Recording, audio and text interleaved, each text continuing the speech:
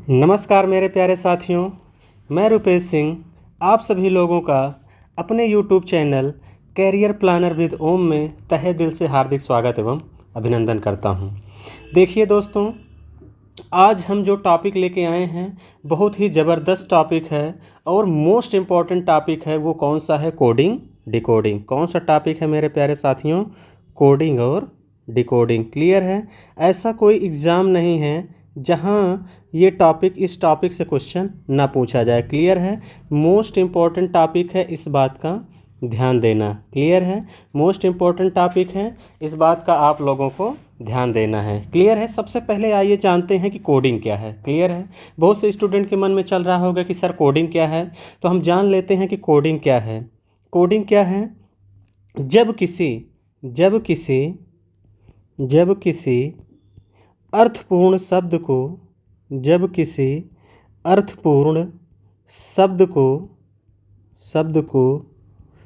किसी विशेष नियम के अनुसार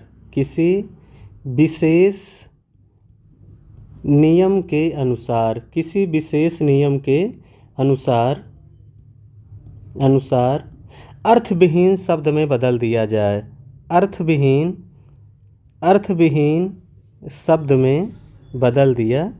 अर्थविहीन शब्द में बदल दिया जाए। क्लियर है? बदल दिया जाए। क्लियर हो गई बात है? तो ध्यान से देखिए, जब किसी अर्थपूर्ण शब्द को किसी विशेष नियम के अनुसार अर्थविहीन शब्द में बदल दिया जाए तो उसी को हम क्या कहते हैं? कोडिंग। उसी को हम क्या कहेंगे मेरे प्यारे साथियों? कोडिंग। जैसे मैं एग्जाम्पल की बात करूं, जैसे राहुल को जैसे मैंने लिख दिया TCJWN। क्लियर है? जैसे हमने राहुल को क्या लिख दिया? TCJWN। अब ध्यान से देखिए, R है, R18 है। क्लियर है? सबसे पहले ध्यान से एक चीज़ और बात ध्यान देना है, आपको कोडिंग याद होनी चाहिए। क्लियर है? अभी हम आगे डिस्कशन आपको ट्रिक बताएंगे कि आप कोडिंग को कैसे याद करेंगे। अभी फ़िलहाल मेरे साथ बने रहिए और ऐसे ही देखिए। अब ध्यान से देखिए, R का 18 होता है, A का 1, H का 8, U का 21 और L का 12। क्लियर है? T का 20 होता है, C का 3, J का 10 और W का 23, N का 14। क्लियर है? हमने कहा किसी विशेष नियम के अनुसार 18 में 2 ऐड हुआ, कितना आ गया? 20। क्लियर है? 12 कितना है ये? L मतलब कितना है? 1 में 2 जुड़ गया, कितना आ गया? 3। 8 है, 8 में 2 जुड़ गया, कितना आ गया?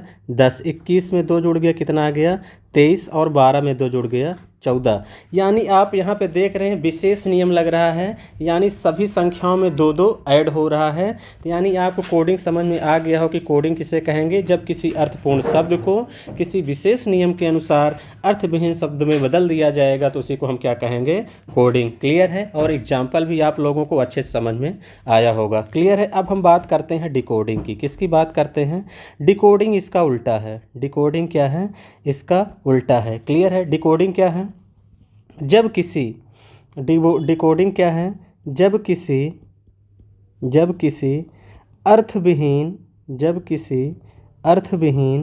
शब्द को किसी विशेष नियम के अनुसार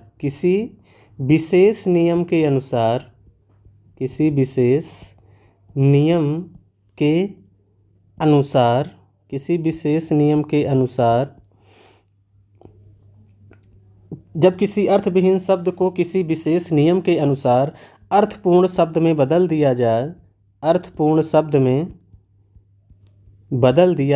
अर्थपूर्ण शब्द में बदल दिया जाए तो उसे हम क्या कहेंगे?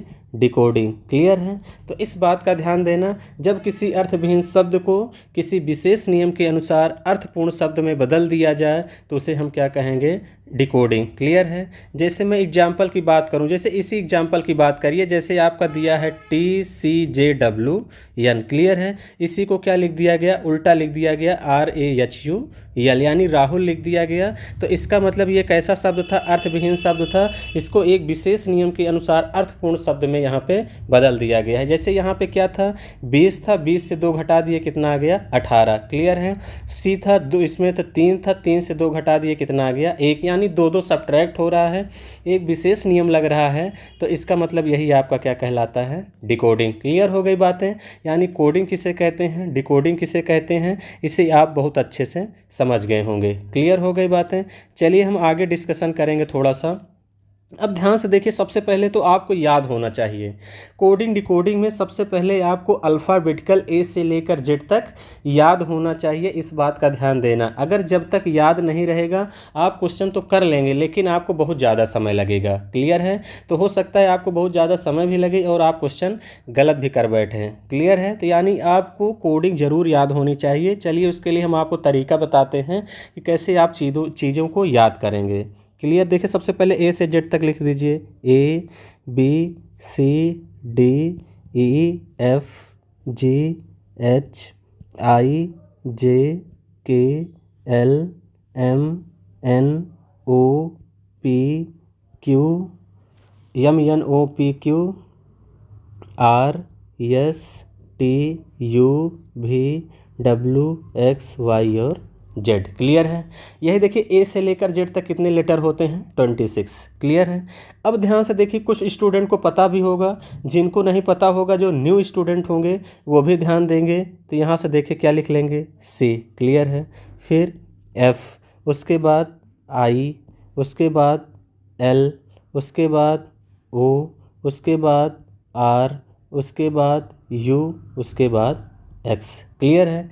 अब ध्यान से देखें, कोडिंग सबको याद होनी चाहिए। 1 2 3 4 5 6 7 8 9 10 11 12 13 14 15 16 17 18 19 और 20 21 22 23 24 25 और 26। क्लियर है। अब सी पे क्या है देखिए, 3। एफ किस नंबर पे है, 6। आई किस नंबर पे है, 9। टोयल यल किस नंबर पे है, 12 नंबर पे है। ओ किस नंबर पे है, 15 नंबर पे है। 18 किस नंबर पे है, आर किस नंबर पे है, 18। You 21, x 24। आप लोग पढ़े होंगे सिफिलोरक्स, क्या याद करेंगे यहाँ पे, सिफिलोरक्स आपको याद रखना है। क्लियर है। सिफिलोरक्स आपको याद रहेगा, यानी 3 का टेबल चल रहा है, 3 दूनी 6, 3 त्रिक 9, 3 चौके 12, 3 पचे 15, 3 छंग 18, 3 सत्ते 21, 3 अठे 24, यानी 3 प्लस होता जा रहा है। क्लियर है। जैसे आप सिफिलोरक्स याद कर लिए, अब याद करने का तरीका यही सिफिलोरक्स। कोई मान लीजिए आपसे डी पूछा तो सी आपको याद है 3, यानी आप तुरंत समझ जाएंगे कि सी के बाद डी आता है, तुरंत बता देंगे 4। क्लियर है। जैसे मान लीजिए आपसे क्यू कोई पूछा, क्यों पूछा तो आपको याद है सिफिलोरक्स आर 18 पे होता है, यानी आर के पहले क्या आता है, क्यू, यानी क्या हो जाएगा 17। इसी तरीके से आपको याद रखना है। क्लियर है। एक और मैं बता दे रहा हूँ, आप लोग पढ़े होंगे इजोटी, क्या पढ़े होंगे, इजोटी, EGOTY। क्लियर है। इजोटी अब ध्यान से देखिएगा क्या हो जाएगा, 5 10 15 20 और 25। क्लियर है। ई का 5 होगा, जे का 10 होगा, ओ का 15 होगा, टी का 20 होगा, वाई का 25 होगा, यानी आप इजोटी से भी याद रख सकते हैं। क्लियर है। इस बात को ध्यान देना, जिन स्टूडेंट को नहीं याद होगा वो ज़रूर याद कर लें। क्लियर है। जब तक याद नहीं होगा आगे क्वेश्चन आप जल्दी से सॉल्व नहीं कर पाएंगे। क्लियर हो गई बातें, समझ में आया होगा। क्लियर है। चलिए अब हम लोग आगे बढ़ते हैं और आज के दिन देखते हैं क्वेश्चन क्या है। क्लियर हो गई बातें। चलिए देखिए आज के दिन का पहला क्वेश्चन क्या है। देखिए पहला क्वेश्चन बताने से सबसे पहले एक इसका भी कॉन्सेप्ट समझ लीजिए। इसका कॉन्सेप्ट क्या है, जैसे मान लीजिए आपको क्वेश्चन में ये फैक्ट दिया गया है, क्या दिया है, फैक्ट दिया गया है, और आपसे कार्ड यानी कहा जाए पूछता है, क्या कहा जाए, कार्ड पूछता है, यानी कहा जाए, तो इसका जो हमेशा आंसर है हम आगे की तरफ देंगे, इसका आंसर हम हमेशा आगे की तरफ देंगे। इस बात का ध्यान देना। अगर आपसे कहा जाए, जैसे कह दिया जाए इसके आगे क्वेश्चन आएगा, मैं अभी वहाँ भी अच्छे से आपको समझा दूंगा। क्लियर है। उसके बाद जैसे फैक्ट दिया है और मीन्स कहा जाए, जैसे आपके स्क्रीन पे क्वेश्चन दिख रहा है, यहाँ पे मीन्स दिया है। अगर फैक्ट दिया है यानी मीन्स यानी अर्थ जब कहा जाए तो उसका आंसर हम पीछे की तरफ देंगे। इस बात का ध्यान देना। क्लियर है। यहाँ पे स्टूडेंट गलती कर देते हैं, तो ये वाली गलती आपसे होनी नहीं चाहिए। क्लियर है। कॉन्सेप्ट समझ में आया। चलिए अब ध्यान से देखिए आज के दिन का पहला क्वेश्चन क्या है। आज के दिन का पहला क्वेश्चन है, एक विशिष्ट कोड भाषा में आकाश का अर्थ लाल, लाल का अर्थ टमाटर, टमाटर का अर्थ दूध, दूध का अर्थ मृदा, मृदा का अर्थ सफ़ेद है तो दी गई कोड भाषा में पौधा किसमें उगता है। तो अब सब मेरे प्यारे साथियों को पता ही है कि पौधा किसमें उगता है, मृदा में किसमें उगता है, मृदा में उगता है। तो यानी अब यहाँ पे देखिए अर्थ की बात किया गया है, अर्थ मतलब कि मीन्स की बात किया गया है, तो इसका आंसर हम पीछे की तरफ देंगे यानी मृदा। अब यहाँ दूध का अर्थ क्या है, मृदा, मृदा के पीछे क्या आता है, दूध। अब ध्यान से देखिए दूध का ही अर्थ क्या दिया गया है, मृदा। यानी हमने कहा जब आपको मीन्स दिया रहे यानी अर्थ में दिया रहे तो इसका आंसर पीछे की तरफ देंगे। क्लियर है। तो इसका आंसर वैसे सही मृदा दूध होना चाहिए। क्या होना चाहिए, दूध, लेकिन ऑप्शन में दिया नहीं है, दूध ऑप्शन में दिया नहीं है, तो फिर इसका मतलब हम इसके आगे वाला ही आंसर करेंगे। वैसे तो दूध इन्हें देना चाहिए ऑप्शन में, लेकिन नहीं दिया गया है, कोई बात नहीं है। चलिए क्या दिया गया है, तो यानी मृदा में उगता है।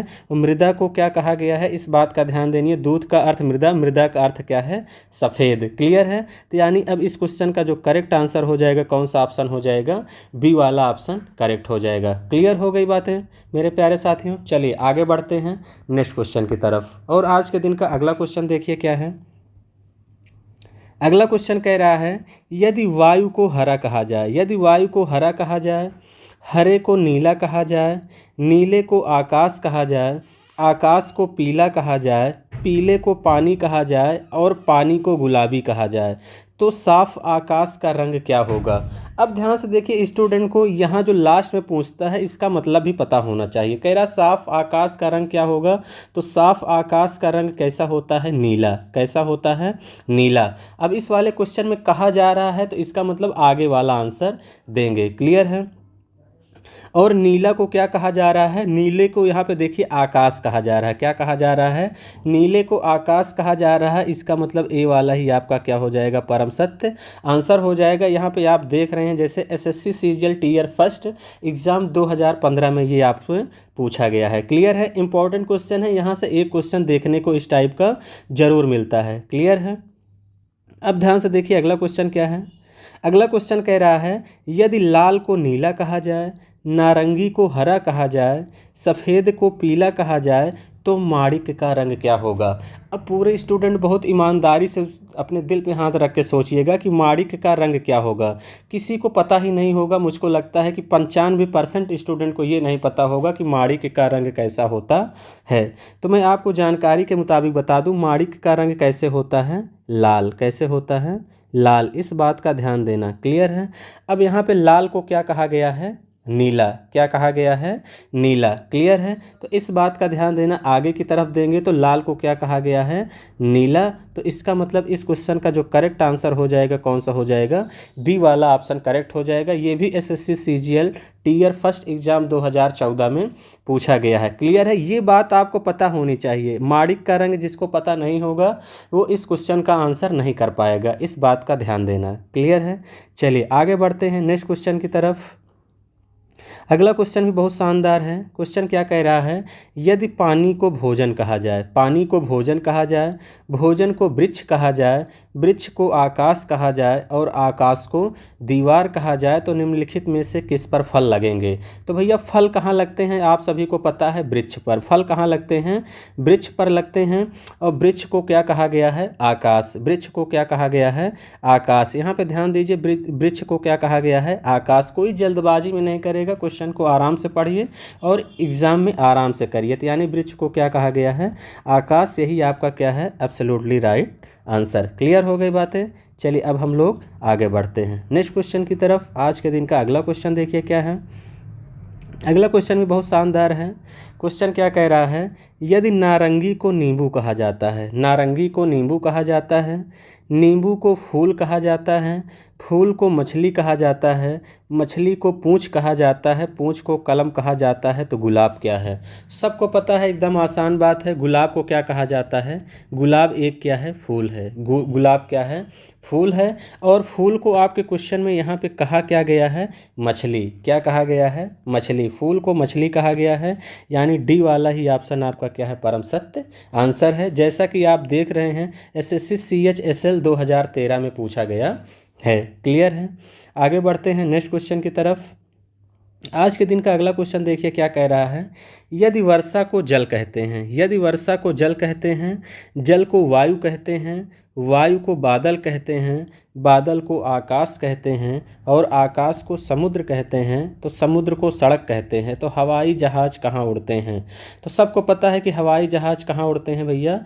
आकाश में। कहाँ पे उड़ते हैं? आकाश में। हवाई जहाज़ कहाँ उड़ता है? आकाश में। और आकाश को क्या कहा गया है? समुद्र। आकाश को क्या कहा गया है? समुद्र। यहाँ पे देखिए आकाश को क्या कहा गया है? समुद्र कहा गया है, यानी सी वाला ही ऑप्शन आपका क्या है? करेक्ट है। कोई ये नहीं कर देगा कि हवाई जहाज़ कहाँ उड़ता है? वायु में। तो जो वायु कर देगा, बादल कर देगा, उसका गलत हो जाएगा। इस बात का ध्यान देना, हवाई जहाज़ आकाश में ही उड़ता है और आकाश को क्या कहा गया है? समुद्र कहा गया है। इसका मतलब कि इसका जो करेक्ट आंसर हो जाएगा कौन सा हो जाएगा? ऑप्शन नंबर सी, जिसको जैसे आप देख भी रहे हैं CHSL में 2013 में पूछा गया है। क्लियर है? आगे बढ़ते हैं नेक्स्ट क्वेश्चन की तरफ। आज के दिन का अगला क्वेश्चन क्या है? क्वेश्चन कह रहा है यदि शीशे को स्टिक कहा जाए, स्टिक को निब और निब को सुई और सुई को रस्सी तथा रस्सी को धागा कहा जाए तो पेन में लिखने के लिए क्या लगाना होगा? आप लोगों को पता ही है पेन में लिखने के लिए क्या लगाया जाता है? निब। पेन में लिखने के लिए क्या लगाया जाता है? निब। ये आप सभी लोगों को पता होगा। क्लियर है? और निब को यहाँ पे ध्यान से देखिए कहा क्या गया है। निब को क्या कहा गया है? सुई। निब को क्या कहा गया है? सुई, यानी सी वाला ही आपका क्या हो जाएगा? परम सत्य आंसर हो जाएगा। जैसा कि आप लोग देख रहे हैं 2 बार एग्जाम में पूछा गया है, एक बार 2012 में और एक बार 2006 में। क्लियर हो गई बातें? चलिए आगे बढ़ते हैं नेक्स्ट क्वेश्चन की तरफ। आज के दिन का अगला क्वेश्चन देखिए क्या है। क्वेश्चन कह रहा है एक चूहे को कुत्ता कहा जाए, एक चूहे को कुत्ता कहा जाए, कुत्ते को नेवला कहा जाए, नेवले को शेर और शेर को सांप तथा सांप को हाथी कहा जाए तो पालतू पशु के रूप में किसे पाला जाएगा?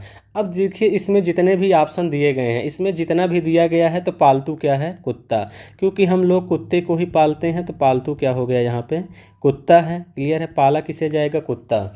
और कुत्ते को क्या कहा गया है? ध्यान से देखिए, कुत्ते को क्या कहा गया है?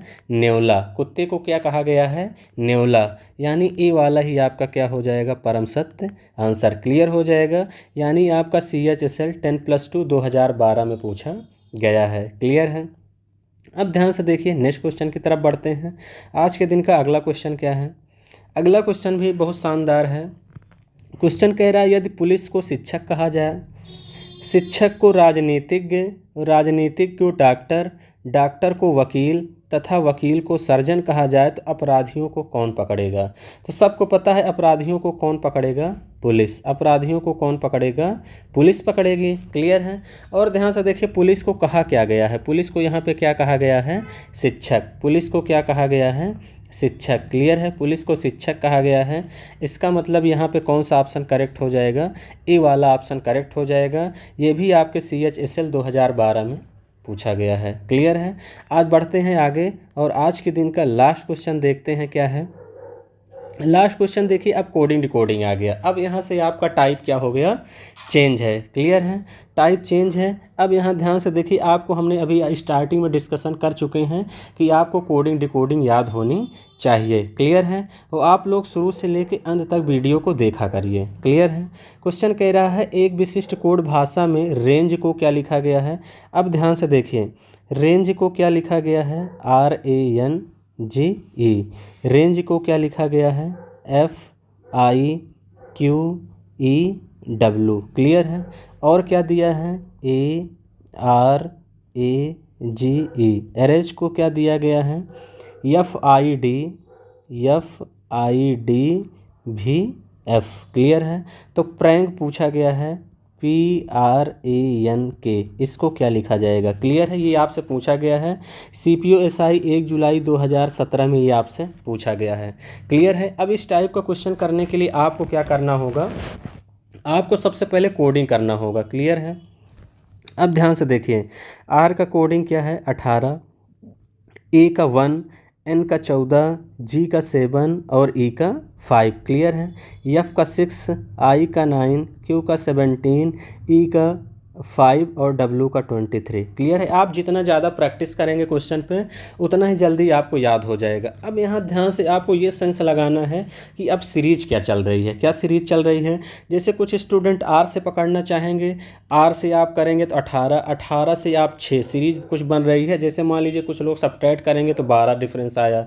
अब 1 में फिर 9 हो गया, 8 जुड़ा, फिर 14 है, फिर 3। इसका मतलब स्टार्टिंग से सीरीज नहीं बन रही है। तो कुछ स्टूडेंट अब यहाँ पे फिर अपोजिट करने जाएंगे, अपोजिट के बारे में सोचेंगे तो 27 से 18 घटाएंगे, 9 यानी 6 दिया, इसका मतलब अपोजिट भी नहीं है।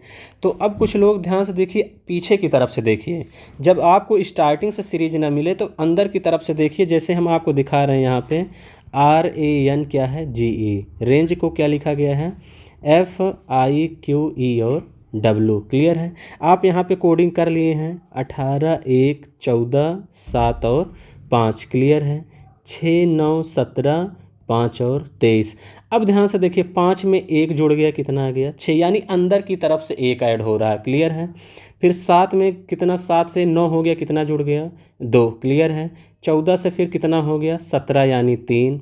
फिर 11, फिर 1 है, 1 में कितना जुड़ गया, 4। फिर 18 है, 18 में कितना जुड़ गया, 5।